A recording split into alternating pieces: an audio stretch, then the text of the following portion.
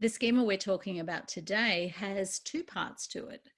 Typically, when we're thinking about an admiration recognition seeking schema, we might be thinking about that client who really needs to have the approval of others, wanting people to like them in that way, and wanting to, feel kind of part of a group by being always on the lookout for that acceptance and garnering that.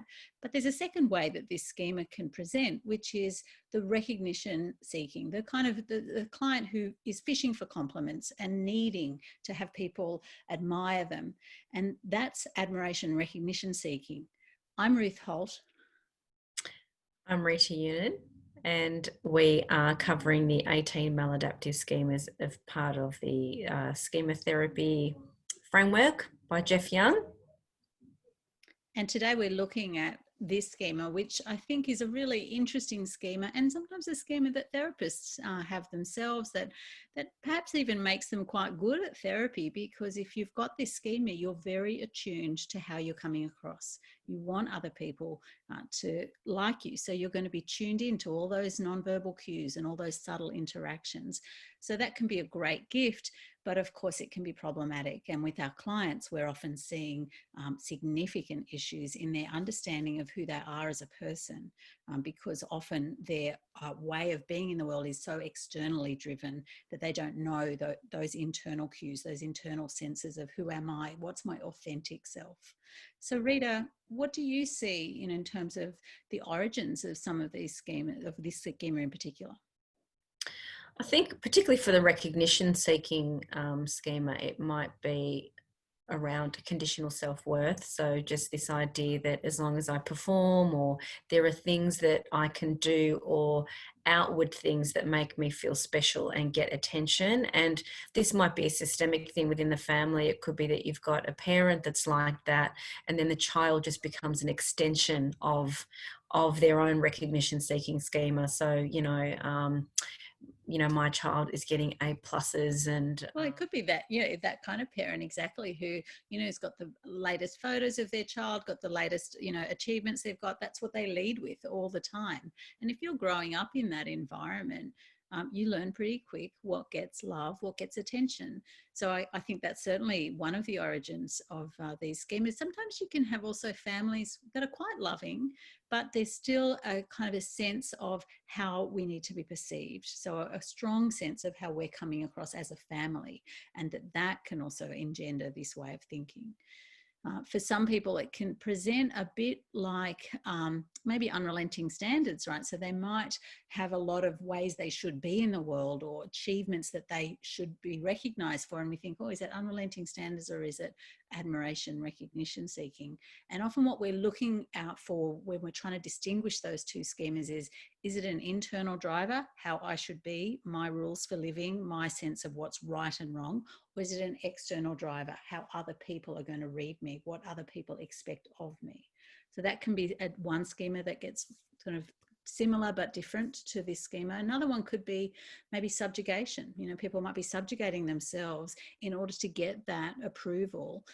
But if it's subjugation schema, it's really coming from a fear base. I don't want punishment, I don't want anger, as opposed to I need you to like me, so I'm going to do whatever it takes. yeah, and I guess in terms of how it might present in the room, in terms of what you might see, the person that wants the approval might be the patient that brings you the latte as they walk into the room. And although as a therapist, there's a part of you that's going, oh, I just needed a latte.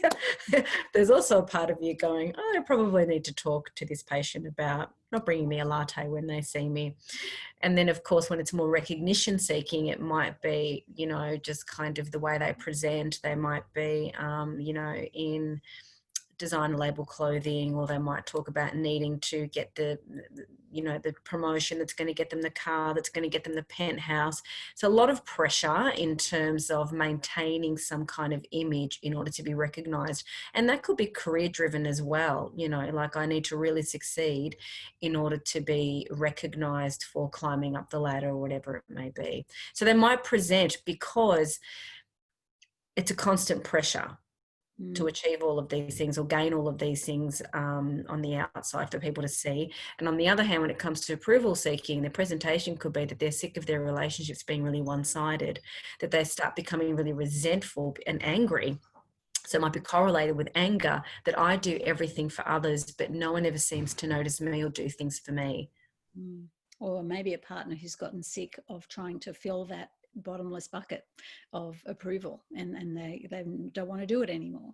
And that's where I think we have to really start talking with these clients about who they are as a person, what makes somebody a valuable person, starting to kind of, do the pros and cons of this schema. How is it helping you? How is it not helping you? Because typically there'll be some gains that are coming from particularly that approval seeking side. People that might not want them to be changing that if they're always, pushing themselves, reaching, being compliant, all sorts of things to get that approval. So actually starting to learn to tolerate disapproval is one of the challenges in working with this schema. And that's where you could maybe even do some behavioral work about that, learning how to not just be the person who always brings the birthday cake for everybody in the staff room, or learning to be the person who doesn't always take that role in the family, learning to kind of get a bit of pushback from not doing the role you've always done. Yeah, and I guess for the recognition seeking side of it, it might be starting to get people to change some of their patterns in being recognized. And what you'll find usually, if we have an admiration recognition schema that's starting to drop a little bit because we're challenging that what you might get is an activation in defectiveness, shame, or emotional deprivation or abandonment, some of those other schemas, and then doing some imagery with those other schemas in terms of linking it to where it originated from to begin with. Well, our time's up, Rita. So for all those out there working on their own admiration recognition seeking schema or on their clients, we want to encourage you to keep encouraging our clients to be authentic and to express themselves. So that's 7 Minute Schemas for today. If you want to have more information about training options, there's a link at the end of this video.